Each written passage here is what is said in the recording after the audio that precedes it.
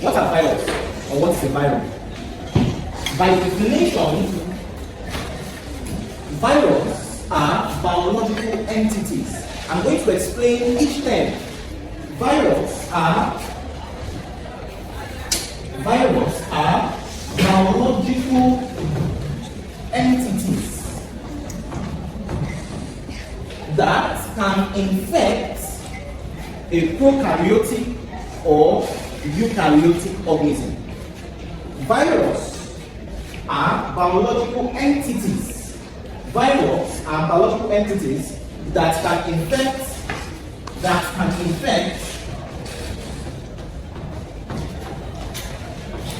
a prokaryotic or eukaryotic organism. Why do we say viruses are biological? We said viruses are biological entities that can infect, observe the word, can infect prokaryotic or eukaryotic what?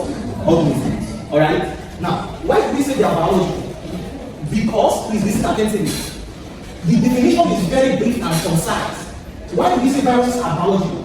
The reason why we say they are biological is because they complete their life cycle, both definitive and indefinitive, in a living host. That is why we refer to them as biological. Please take note. We said they are biological entities that can infect prokaryotic or eukaryotic what? Organisms. Now, we know that prokaryotic organisms, they lack fluid nucleus and what? Cell organelles, isn't it? Yes. Have you forgotten? No. Prokaryotic organisms, they lack what? They have two major characteristics. They lack a true what? Nucleus. And they do not contain any cell what? Organelles. They are the primitive forms of cells, prokaryotic. Now, since they lack this, listen attentively. Since prokaryotic organisms lack true nucleus, it means that what they have is called a nucleoid region. This nucleoid region is where the DNA this nucleoid region houses the DNA or the chromosome carrying the genome of that particular bacteria. And we said examples of prokaryotes are bacteria and what? Archaea, isn't it? Yes. Is anybody else? No. We said viruses are biological what? Entities that can infect what? Prokaryotic or what? Eukaryotic organisms. And I've explained why we say they are biological, isn't it? Do you know why they are biological? Yes. Now I'm trying to explain the concept of prokaryotic and eukaryotic organisms. We know that prokaryotic organisms, they are the most primitive forms of cells that lack a true what? Nucleus, and they do not have cell what? Organelles. And we know that examples of these prokaryotes are bacteria and what? Archaea. Isn't it? Good. Eukaryote is the opposite of what? Prokaryote. Eukaryotes, they have a true what? Nucleus. They have a true nucleus and they possess cell what? Organelles. Now please listen attentively. When viruses infect, please listen. When viruses infect prokaryotes, put in brackets bacteria or archaea. When viruses infect prokaryotes, put in brackets bacteria or archaea, it is called a phage or bacteriophage. When viruses infect a prokaryotic organism, such as bacteria or archaea, it is called a what? Phage. You can call it a bacterial what? Phage. An example is when viruses infect a true bacteria known as coliforms. Is this, I'm extracting the main points for tests and exams. We said when viruses infect bacteria, that particular virus is called a what? Phage. Or what? Bacteriophage. Are we following? Yes. A typical example of bacteria are the coliforms. An example of this coliform is Escherichia what?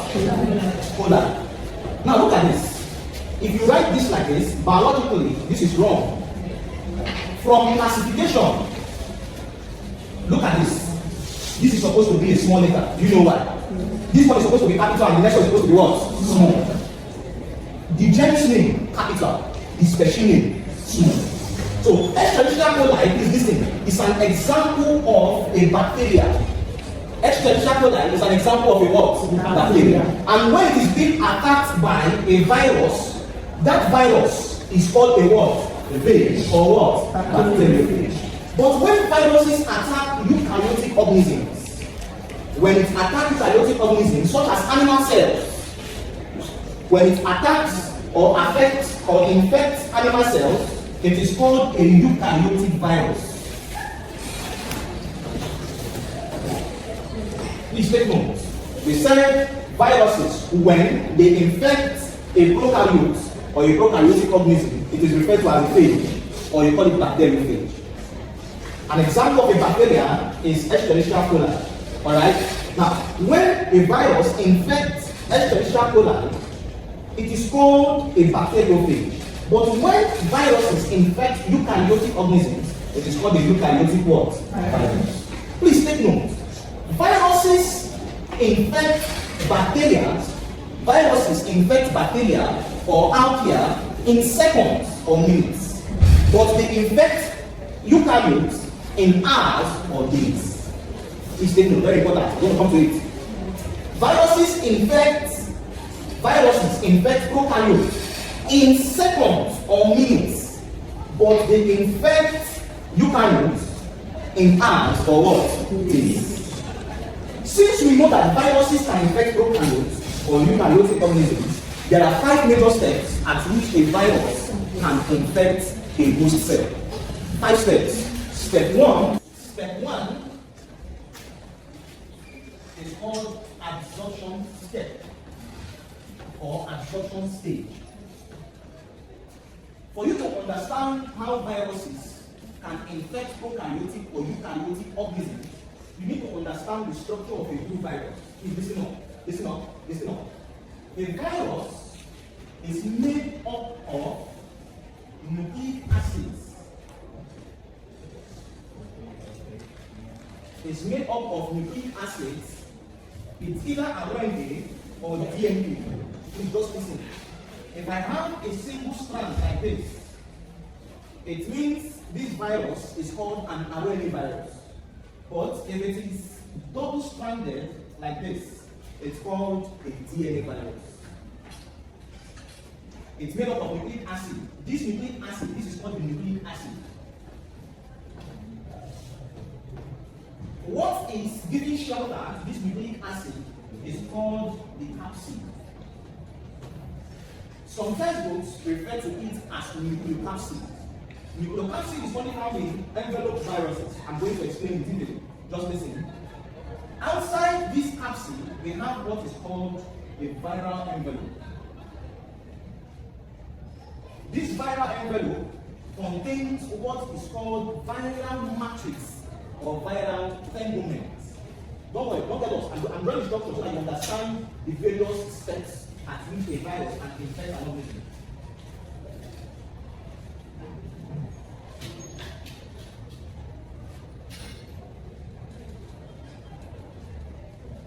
This is called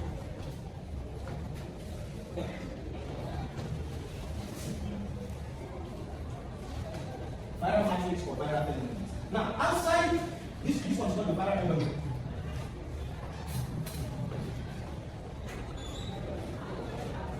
Alright, outside the viral envelope, please listen up. Outside the viral envelope, we have the viral protein.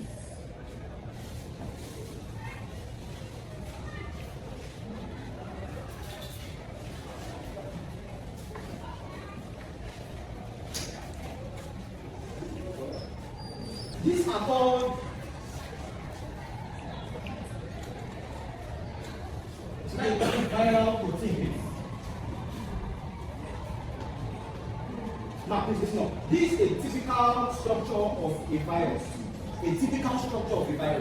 Now, we're looking at the steps. Please listen. In the world of viruses, what you need to understand is the steps at which a virus can infect a prokaryotic or eukaryotic organism. The steps are the same. I told you the only difference between a virus colonizing a prokaryotic and eukaryotic organism is the rate. If a virus is to infect a prokaryote, it takes how many minutes or how many seconds? It takes seconds and what? Minutes. But if it's to colonize or infect a eukaryote, it takes what? Minutes. But the steps are what? The same. It is what? The time. Are we following? This is the typical structure of a virus. Now please listen up.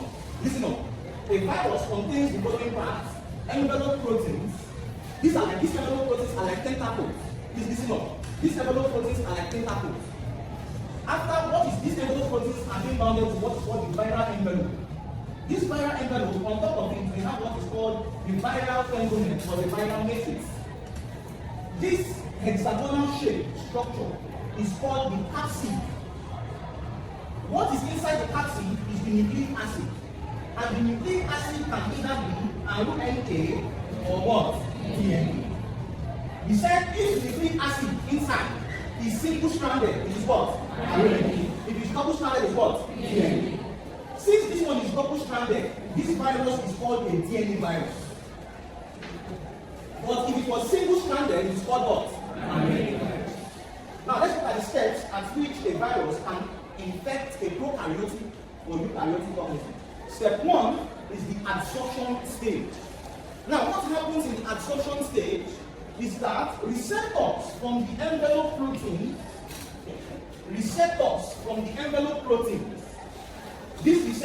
from their specific receptors that are found in the envelope proteins adhere to the host cell from the name adsorption. It's like something holding on to something. Now, what is holding on to the host cell are specific receptors. These receptors are found in the envelope protein.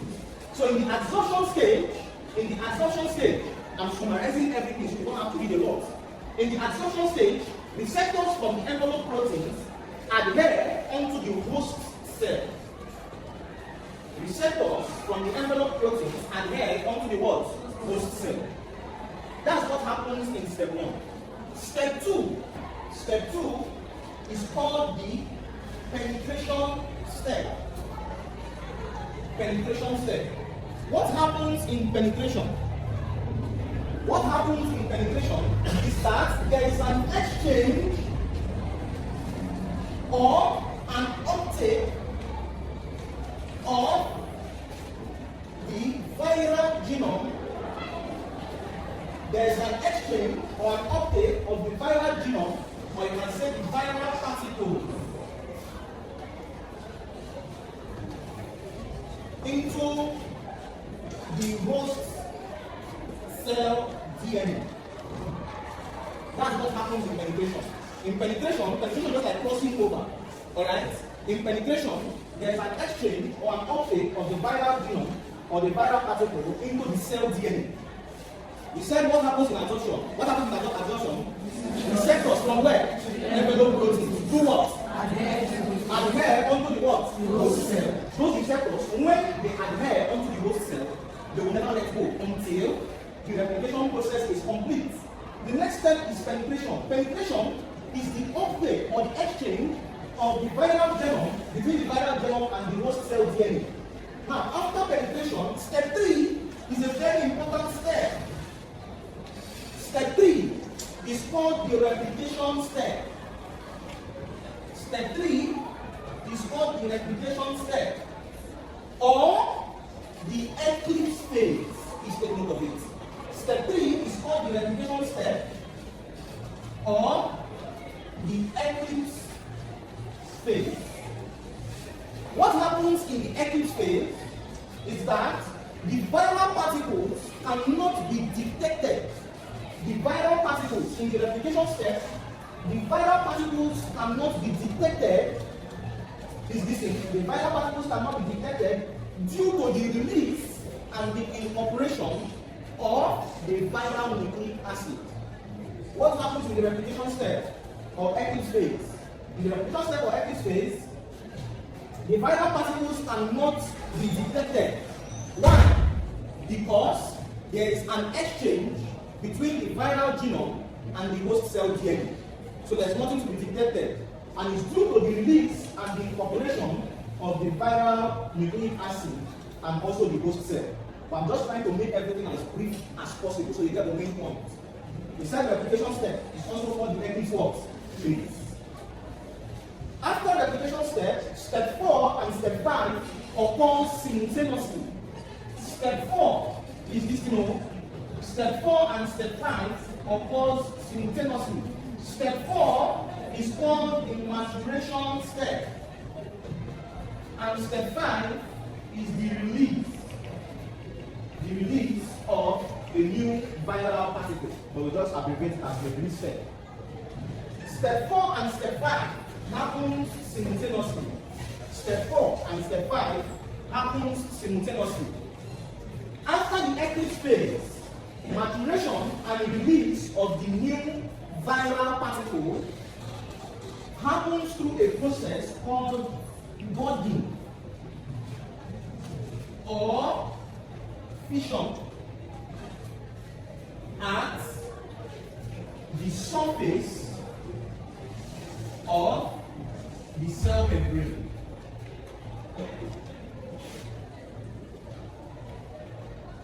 Maturation and release happens simultaneously. Alright? After replication, exchange of DNA between the viral genome and the host cell DNA, maturation and release of the new virus. The new virus is being formed inside the host cell. Let's say this at which a virus replicates in a prokaryotic or eukaryotic, absorption, penetration, replication, maturation, and what? The release, I'm going to take a question. The release of the new virus occurs by what process? Budding or what? Fission of the what? Cell membrane. At the surface of the what? Cell membrane. The surface of the cell membrane of the host cell. Effective nature of what? Virus. Alright? Now, what I want you to take note in this particular, if you check the notes, it's very long and broad. Now, in this aspect, please note, virus can be transported by air, water, or moisture. Full stop. Virus can be transported, I'm summarizing your notes. Virus can be transported by air, water, or moisture. A virus is inert. What do I mean by inert? Dormant. A virus is inert, means it's dormant or inactive. It's inactive outside the host cell. It's inactive outside the host cell. A virus is always inert or dormant or inactive outside the what? Host cell. But when it is inside the host cell, it becomes what? Active. When it's inside the host cell, it becomes what? Active. What do I mean? It means that, do you know that a virus that affects plants does not affect animals? And that affects animals does not affect plants. Do you know that? Viruses, some viruses, they are harmful. Some viruses, they are dormant. When inside a host cell, please listen up. When it is inside the host cell, some viruses, they are harmful. Some of them are dormant. Some of them are just inactive. Some viruses form a symbiotic relationship. They are not there to just harm you. They just want to form a relationship. Now, it depends on the nature of the virus. If a virus, please listen attentively. If a virus gets into a host cell and it remains dormant, if a virus gets into a host cell and it remains dormant, what do I mean by remaining dormant? After penetration, there is no replication.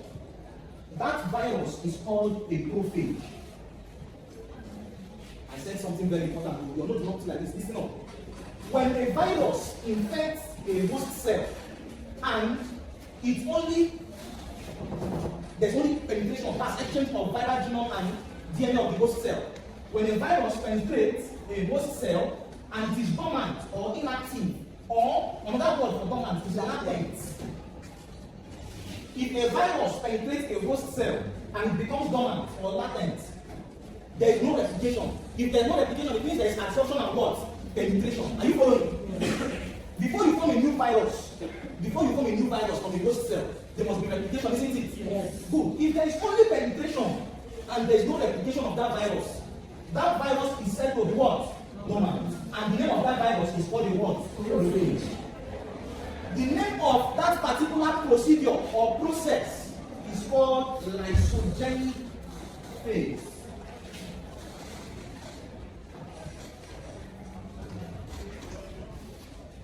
can call it lysogenic phase or lysogenic. Please listen to, and we use a different language when I want to ask you again. I said if a virus such as this penetrates a host cell and it becomes dormant, it does not replicate, it does not cause harm.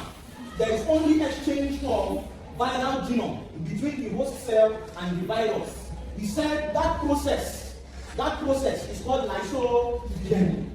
Or you can say the phase is called lysogenic phase. But the name of that virus is called the what? Structure and functions of viruses.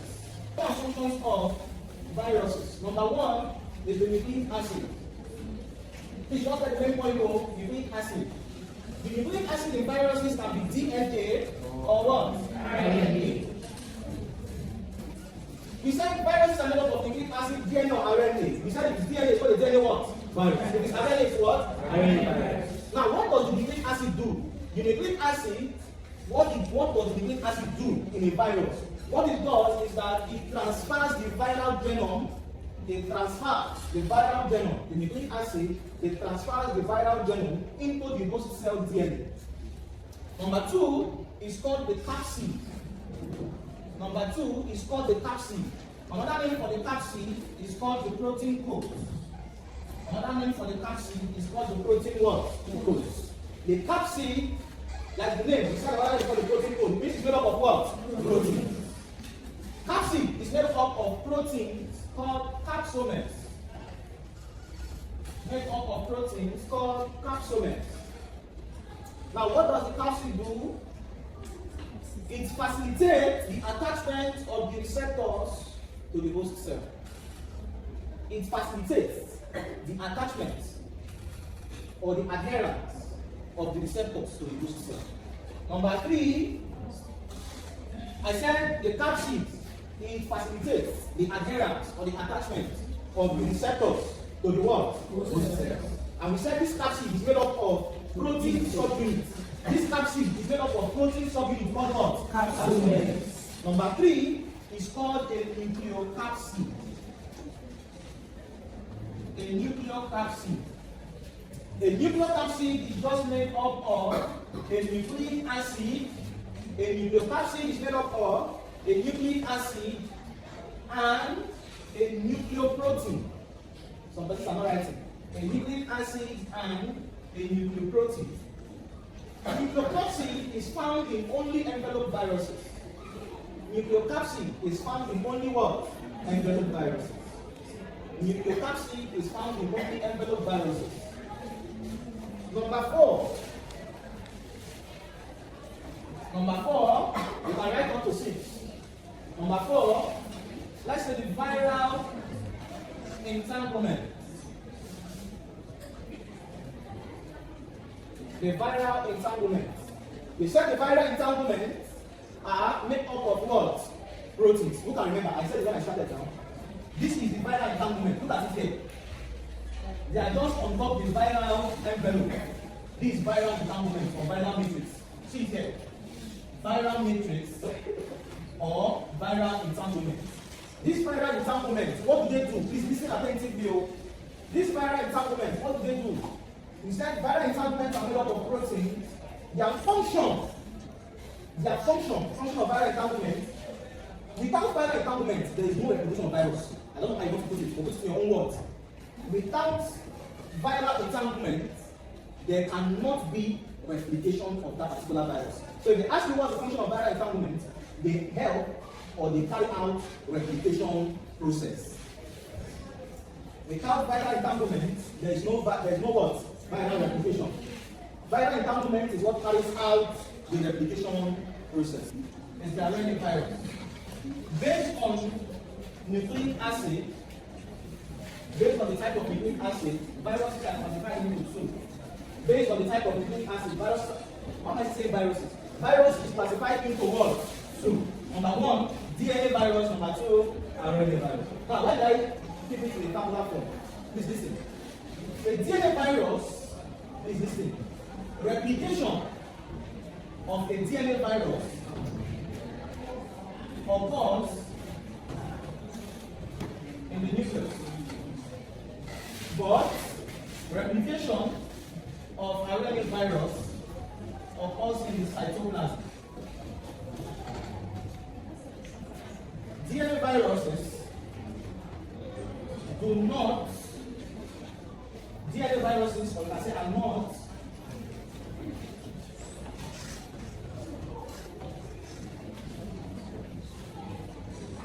messengers in nature. But arenaviruses are mostly messengers in nature. Number 3, DNA virus. What are the examples? Examples of DNA viruses: herpes virus. Which other example of DNA virus? Parvovirus, pox virus. Examples of arenavirus: Ebola virus, coronavirus,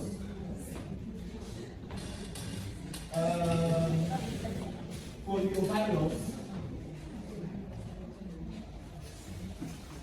Do you know why most of the chronic viruses we have are arenaviruses?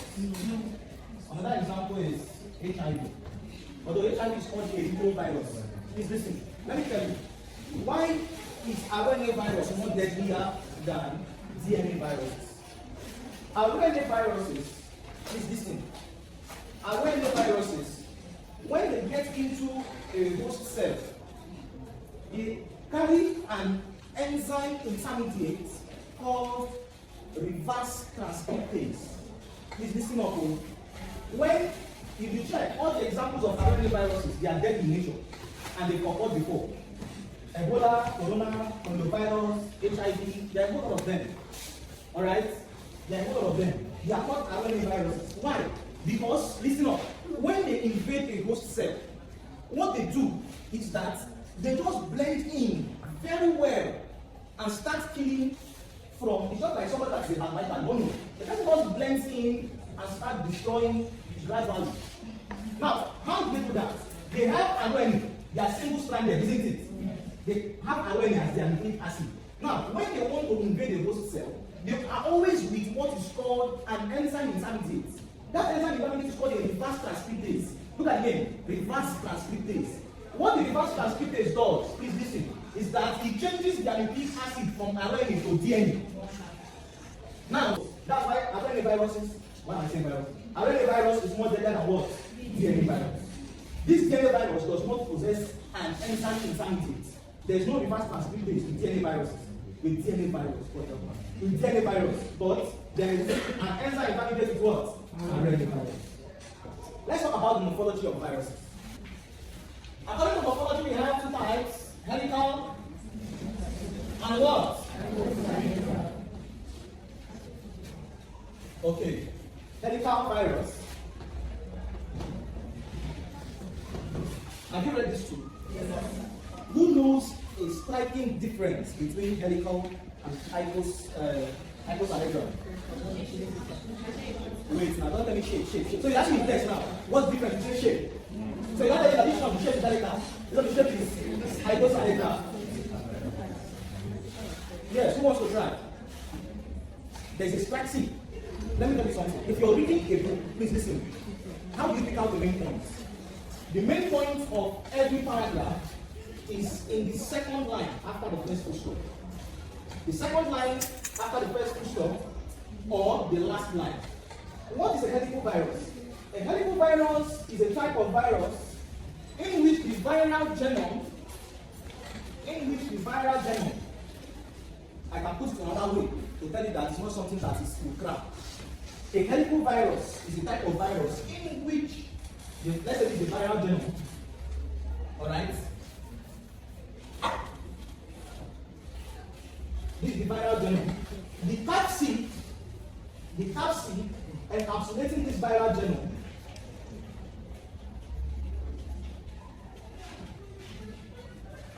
occurs in a helical shape. Look at this is the viral genome inside. capsid, this is the capsid. Alright? Don't know that the capsid houses the viral genome. The viral genome has been linked what? Acid. The capsid is looking like a helix. It is called a helical what? Virus. But if the capsid is having a unique geometrical pattern, if the capsid is having a unique geometrical pattern, it can be hexagonal, it can be pentagonal, it can look like a 3D shape. It can look like a 3D shape.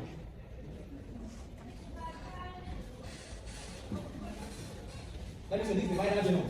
Look at when the capsid, alright, this is the capsid.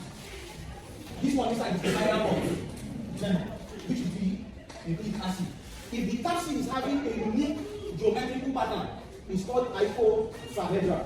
But if the capsid is encapsulated in a helical pattern around the viral genome, it is called what? A helical virus. It's only for gram. If the capsid is encapsulated, if the capsid encapsulates the viral genome in a helical pattern, it's called what? A helical virus. If you're trying to cram word to what's in your PDF, you will forget it, I bet you. You will forget it. And one thing about cramming is that if you forget the first line, everything is gone. Everything is gone. So understand it. Helical virus, the viral genome is encapsulated by the capsid in a what? Helical pattern. But whenever the viral genome is encapsulated by a capsid having a unique geometrical pattern, it's called what? Icosahedral. Alright.